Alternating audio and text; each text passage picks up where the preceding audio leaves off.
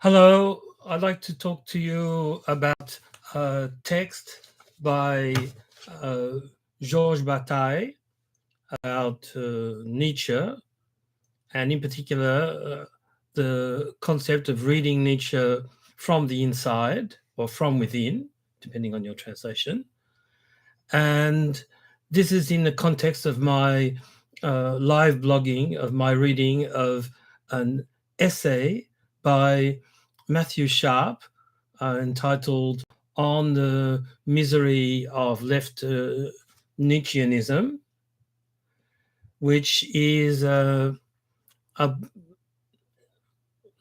essay book review of a book by Émeric Monville that hasn't been translated into English yet, but apparently will soon be published, and that purports to be a definitive critique of left Nietzscheanism in France, from Georges Bataille to Michel Onfray.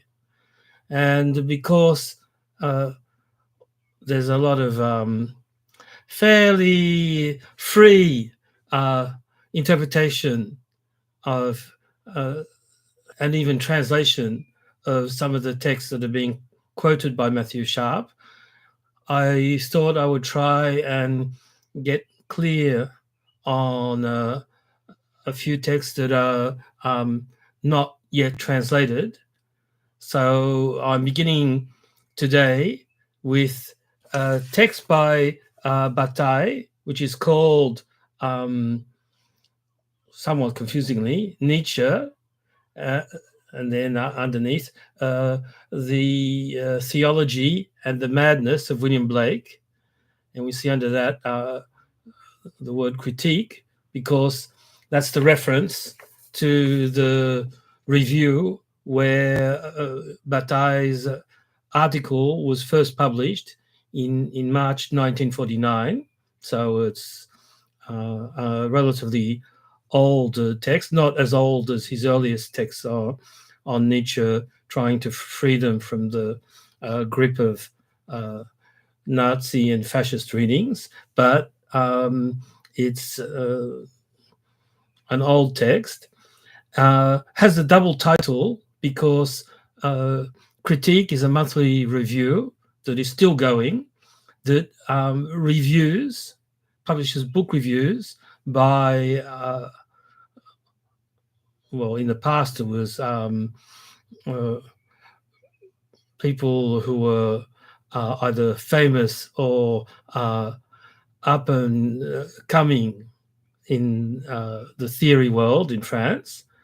So in the really good old days, there were people like Bataille. In the old days, there were people like Lyotard and Foucault, even, I think, and certainly Derrida, that published in Critique.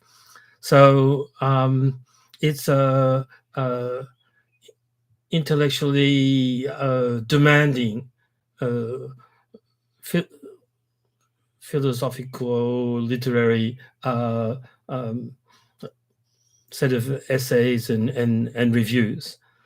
And so the double title is because Bataille is giving a general overview of his reading of Nietzsche, followed by just a short page where he defends translation of Nietzsche's complete poetry by Ribemont d'Essaigne that was criticized for lack of scholarly accuracy in the translation by Yvan Bellaval. So Bataille defends the translation, and then he goes on in the next part of the essay review to review a book on William Blake's theology. So that's why we have the double title. But I'm only going to consider the first half, which concerns Nietzsche. And for today's video, I'm just going to talk about, so I'm going to translate and comment on and explain, because Matthew Sharp gives a quotation out of context that he totally deforms as to its sense, and try and sort of reintegrate Bataille's comments into some more global context. So I'll go directly to the end of the paragraph, because that's what Matthew Sharp quotes.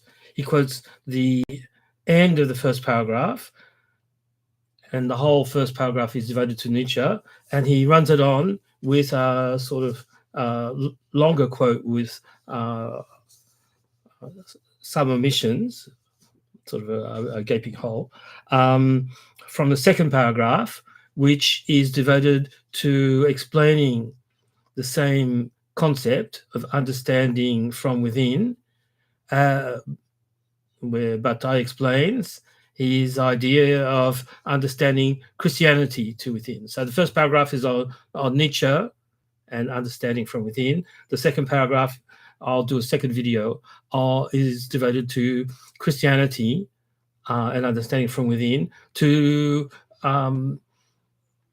motivate and to make intuitively clear, although apparently it's a partial failure, to make intuitively clear by the media case of Christianity what understanding Nietzsche from the inside could mean, and why it could be a quite reasonable requirement.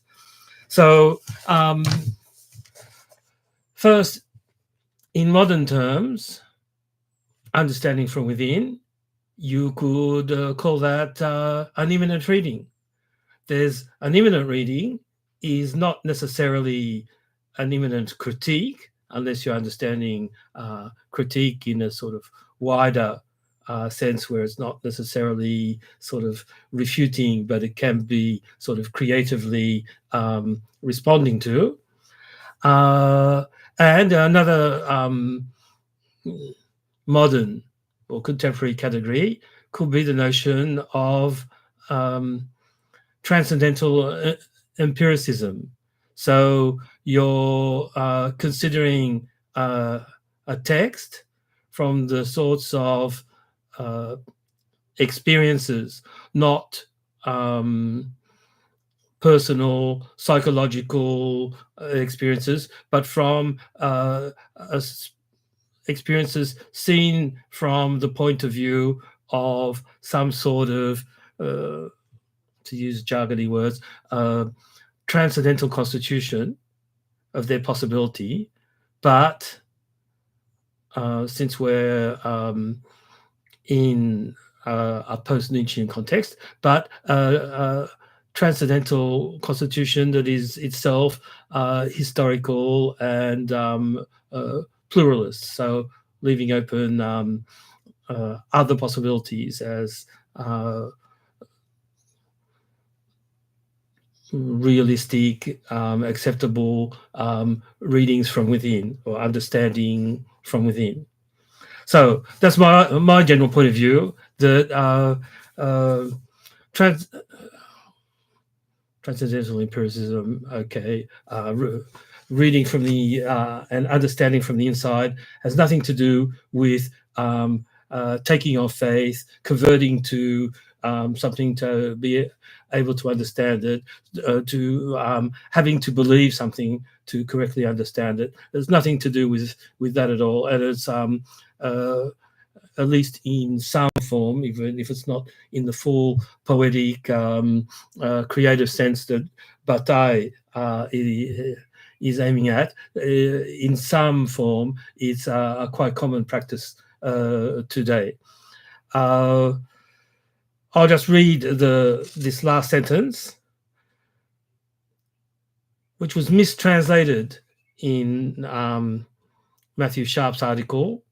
I have corrected the translation on my blog. So Sharp gives a translation which may be his own, because the official translation hasn't come out, but that has quite a number of faults of translation within it, and it sort of seriously deforms the meaning of the text. So here's my translation. If you want any details as to my justification for my translation, you can go to my blog, Agent Swarm. If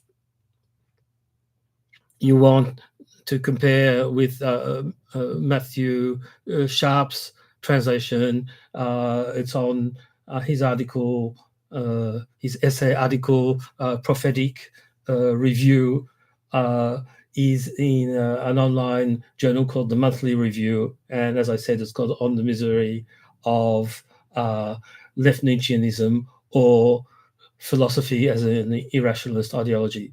So if you wanted a partisan title that gives you an idea of what Matthew Sharp and Monville and whoever is publishing the Monville translation are on about, is part of this sort of noisy, in a tiny leftist, where the real Marxists, hardcore Marxist series of critiques that have come up criticizing French, mostly Nietzschean Marxists, or left Nietzscheans, because the claim is they're not even really Marxists, such as Deleuze and Foucault and Lyotard and Derrida, and saying, of course, we're only talking about these people. We're not really talking about Nietzsche, because there's how these people understand Nietzsche. And then quite often, incoherently, they will sort of stick in lots of out of context translations or quotations from Nietzsche. I'm not here to defend Nietzsche. I'm here to set the record straight on the translation. And on my blog, I am crystallizing the argument down, because left Nietzscheanism lets you sort of jump around all over the place, and nobody knows what you're talking about. You're talking about people today. Are you talking about French philosophers who are highly influential but are now dead and can't reply, like Foucault, Derrida, Lyotard, Deleuze? Or are you talking about some sort of cultural gas that's everywhere? It's not clear. So on my blog, I just narrow things down to, does this argument work when you're talking about Deleuze? And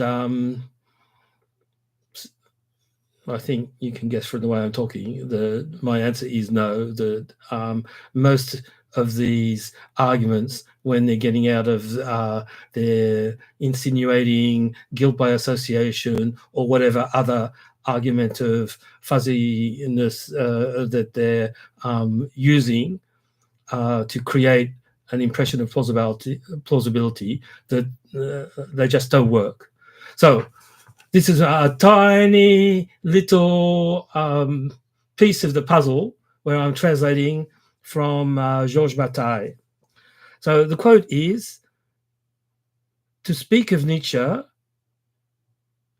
only has sense, you could say only makes sense, from within or from inside. And only if one repudiates, only if one forgets, in italics, what he denied or what he negated. So the only way we can understand Nietzsche in a way that makes sense of Nietzsche is from the inside, and it means that at least for the time of reading Nietzsche and for the time of trying to understand, we're not talking about deciding whether one agrees or not. We're just talking about the understanding phase.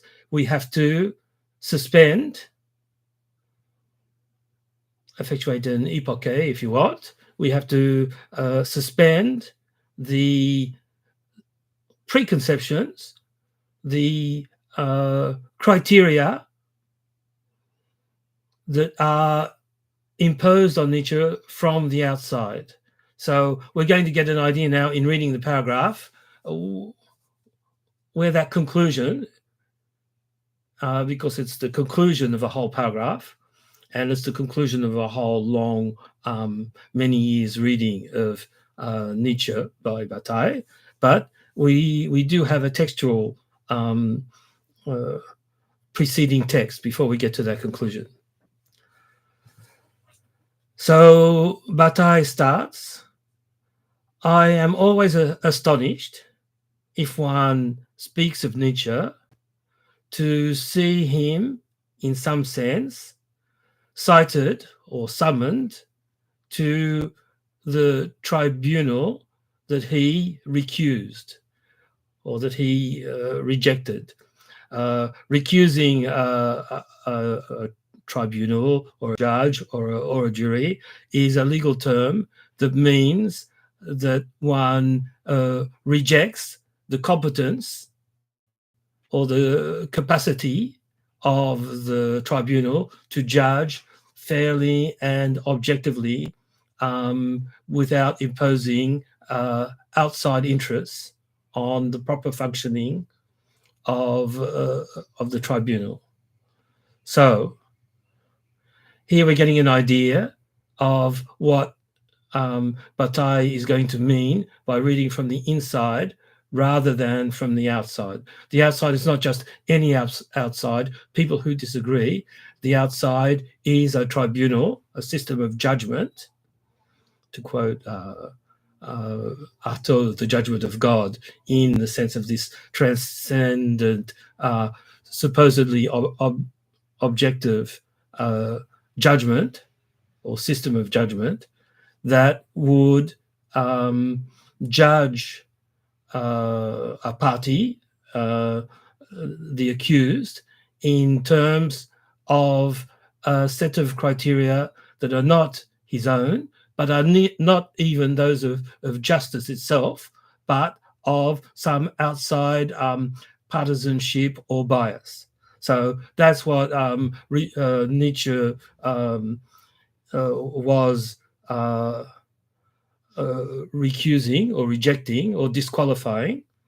And Bataille starts with saying, I'm astonished that despite Nietzsche rejecting this tribunal, which is a highly abstract concept of the tribunal that could be trying to impose its judgment and its criteria on Nietzsche, I'm astonished that this tribunal that was rejected by Nietzsche is what is being used nowadays to judge him, and by implication to judge his recusation, his rejection of the tribunal, that sort of tribunal, as he knew it in the past and as he predicted it for the future. Because remember, Nietzsche considered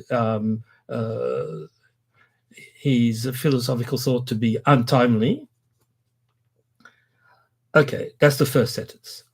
Nevertheless, this tribunal, he rejected it.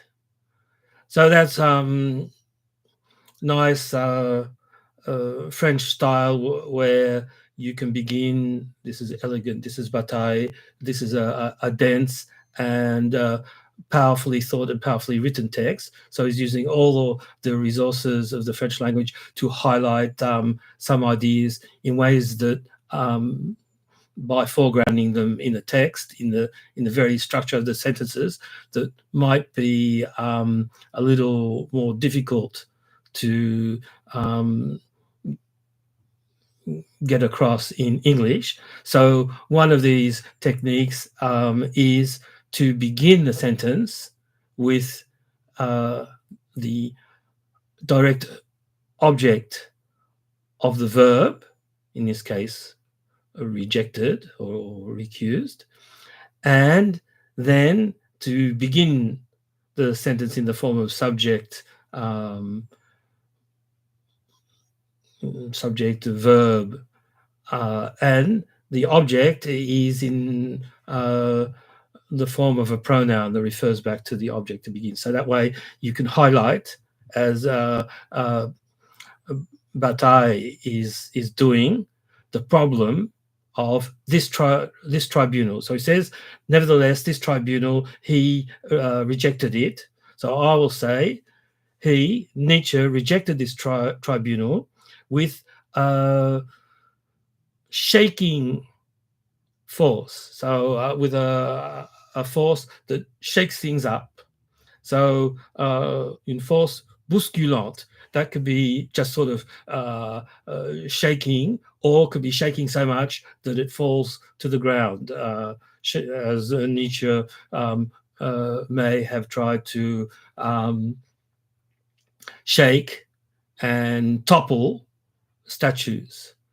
And the statues would be another image of the same thing as the tribunal, these pre-decided criteria that purport to be objective when they're not, that represent a particular interest that Nietzsche rejects and is trying to unmask and to analyze and to replace with something better. So that's what understanding Nietzsche from the inside is all about. Seeing, finally seeing what he's rejecting, instead of it being transparent and self-evident and obvious. So there's that unmasking element, seeing what's wrong with it, or what Nietzsche thinks is wrong with it, and seeing what Nietzsche is proposing to replace it. So it's just being able to see. And that's what speaking about Nietzsche from the inside means. Okay, so nevertheless, Nietzsche rejected with a force that radically shakes things up, and rejected these judges before whom we naively summon him or make him appear.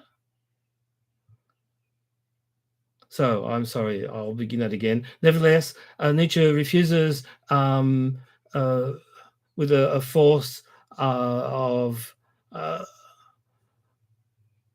I don't know, a good word, of shaking, a powerfully disruptive force, which means,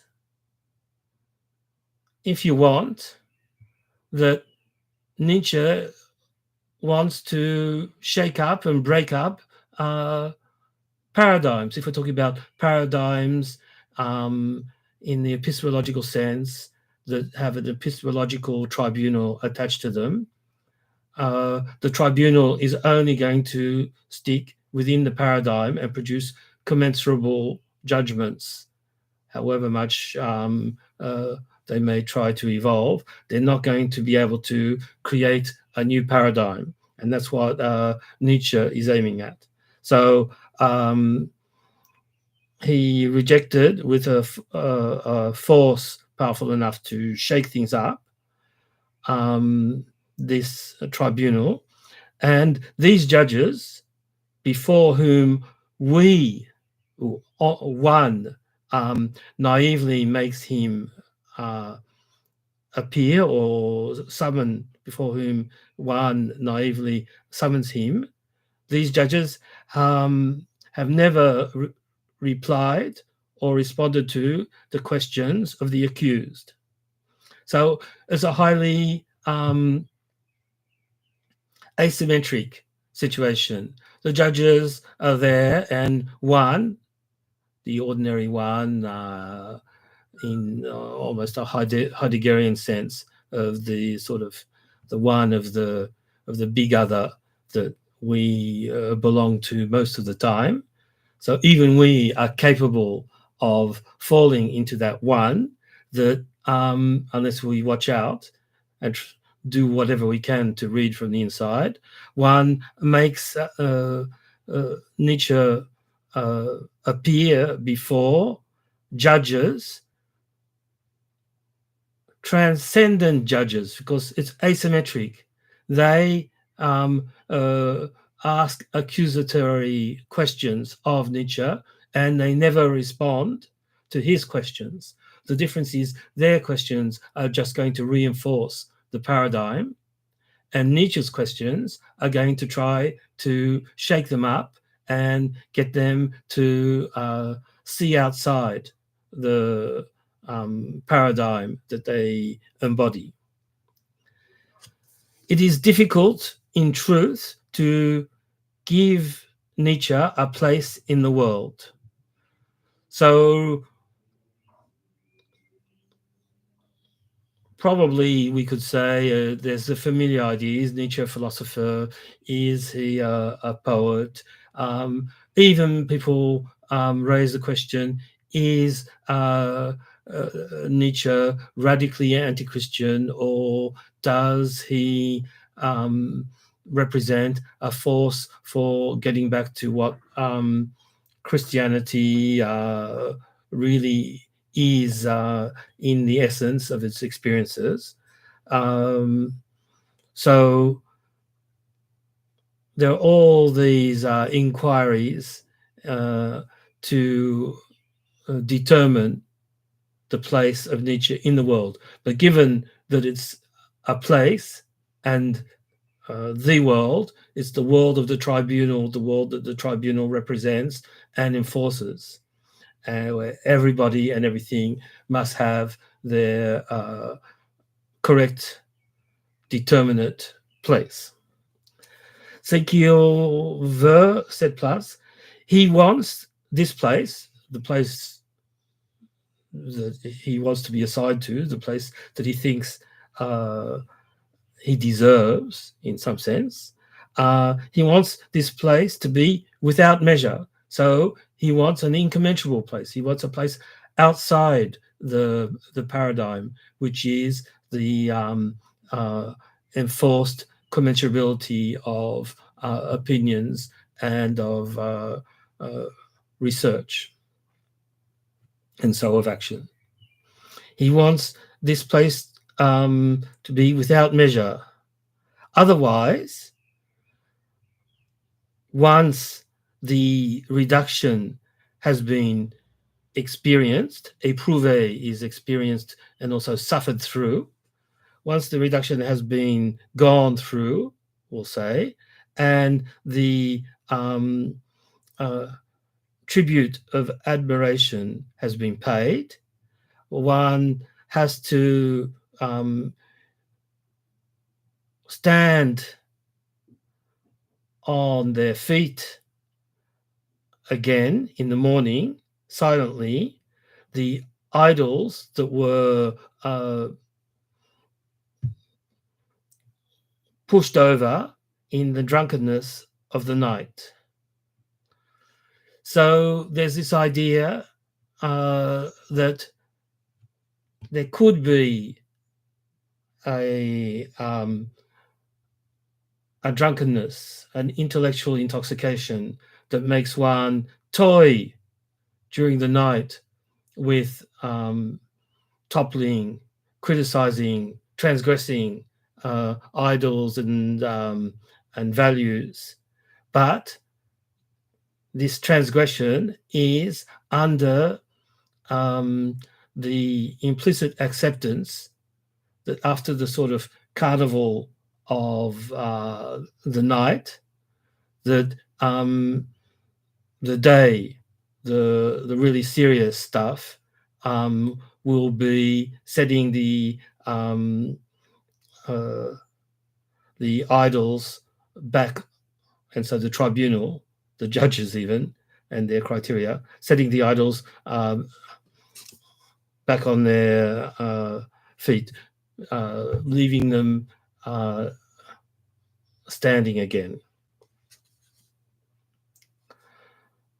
To answer or to respond without illusion to Nietzsche's demand, one would have to reduce oneself to the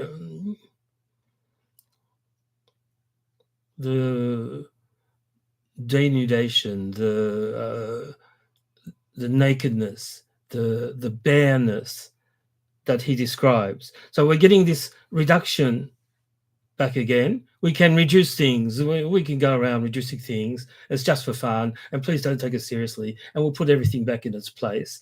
That's one reduction that we can go through in the drunkenness of the night, where the night is any time of day where you start playing around, being skeptical or playing a bit radical, but you don't really want to disturb the existing order. And there's another reduction, which is in fact without measure, which is incommensurable to the paradigms and tribunals in place, where you go through a process of denudation, stripping away of the idols and the criteria of the paradigm implemented by the tribunal, which wishes to conserve its hegemonic position. It knows its place.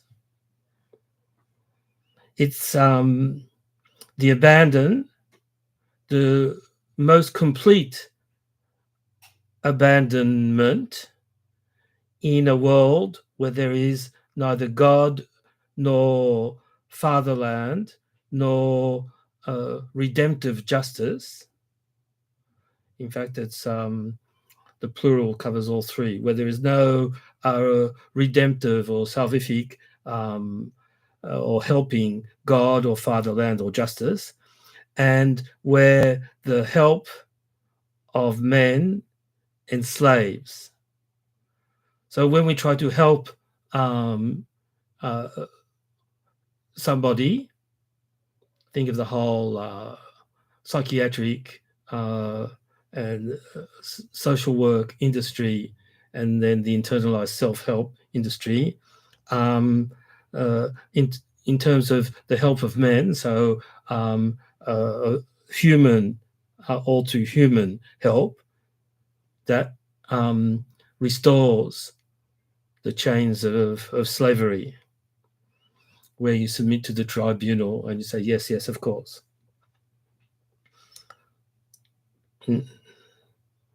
No pun or deliberate link intended, but the next sentence begins with, of course, it is not easy to hear such a soft or refined music. So the music of Nietzsche's text is not the Wagnerian blast, which looks transgressive, but in fact it operates to restore the idols to their standing position. It's something that is more difficult, and that's why you need to go through the stripping away and the experience or the thought experiment. It can take many forms. The experience of abandonment, and then you can hear the soft music. So it's not, of course, it is not easy to hear such a soft music, and it is rare to find oneself so entirely disarmed. So you're stripping away the arms of enforcement of the paradigm and of the slavery that goes with the paradigm. So it's hard to hear the music, and it's to hear the music you need to be disarmed and experience the stripping away of preconceptions, and that is what is required to even know what Nietzsche is on about. So if you strip away your preconceptions, you could read Nietzsche and you say, what? That's crazy. He's repeating the old stuff all over again. He's not living up to what he pretends to aim at. That's one possible reaction, and that would be reading Nietzsche from the inside. You put yourself through, in some form or other, in a thought experiment, whatever, the suspension, that's the disarmament and the abandonment, the suspension of the preconceptions, whether it's practically by taking drugs or having been persecuted, having some marginal experience, or whether it's by sticking to your poetic imagination or following through your concepts to the end. He's going to talk about William Blake. So, proverb of hell, if the fool would persist in his folly, he would become wise. So, whatever way you envision this abandonment and this disarmament, you have to at least know that that is something that Nietzsche is aiming at and claims, or is talking from and claims to have gone through. So you at least have to have a notion of that and not treat Nietzsche like some sort of failed analytic philosopher. That's all it means for reading from the inside. You have to have some notion of what the inside is for Nietzsche. And I'll comment on inside in just a second. I'll continue. But if one had the experience of this abandonment, if one stayed in the power of an enslaved humanity. So we're imagining something here, somebody who's been through the abandonment but remains in the power of enslaved humanity. It would be vain to reduce, now this is a bad reduction, I think, to reduce the proud teaching to the measure of problems given within the limits of servitude or slavery or enslavement.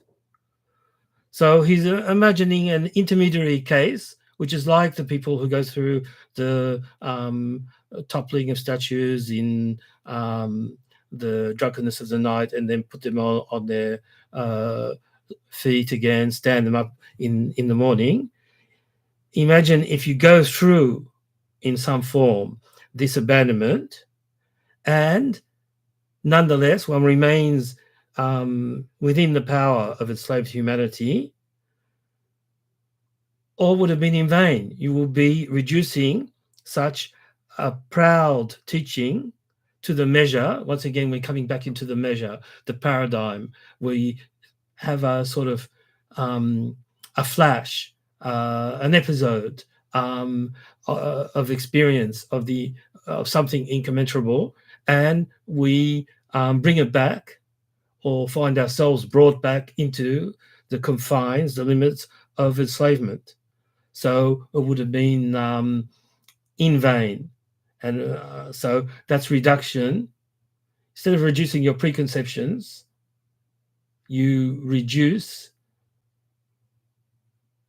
an incommensurable event to your preconceptions. So it's a reductive reduction instead of an amplificationary reduction. Then he finishes, after traversing that conceptual landscape, with, to speak of Nietzsche only has meaning from within, and if one repudiate is another word like recuse, we're talking about the tribunal, if one repudiates, if one forgets what he negated. So you repudiate the tribunal, but you can repudiate it while still being very much aware of and unable to free yourself from the criteria of the tribunal. So that's the abandonment, which is even stronger and deeper than the repudiation. You have to forget. You have to strip away what the tribunal up to now has shared with you. Okay, so that's the whole paragraph scene. I'll just add a couple of comments. From within, we see is nothing to do with interior psychic states isolated from the world.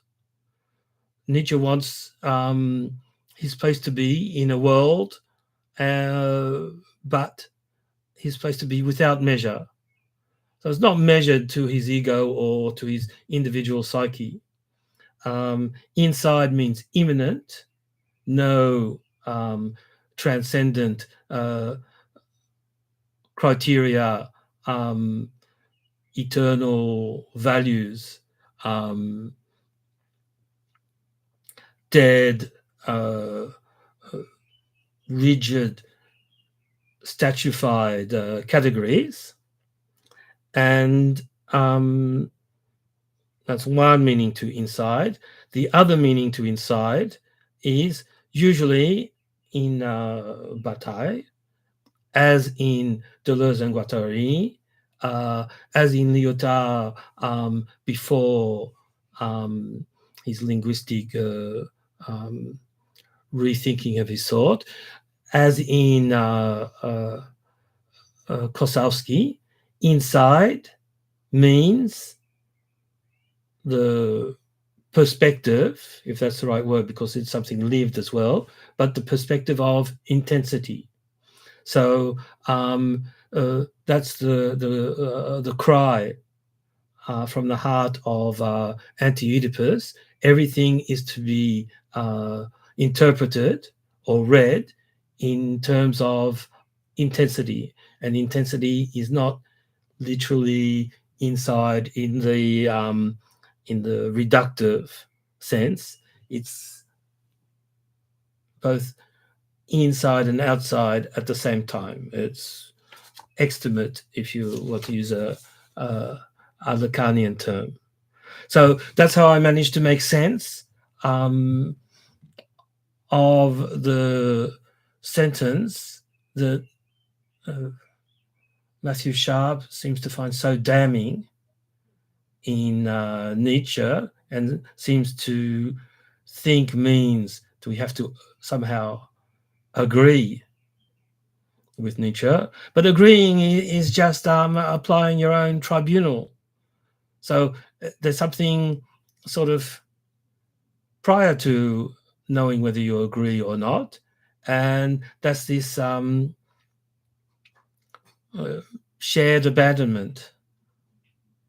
So up to you now to figure out where you stand on all this. Thanks. And next video, I will read and translate and comment on the next paragraph by Bataille, where he tries to help us understand what he's been saying by taking the example of Christianity. So we have to read from the inside, when Bataille was not at all a Christian.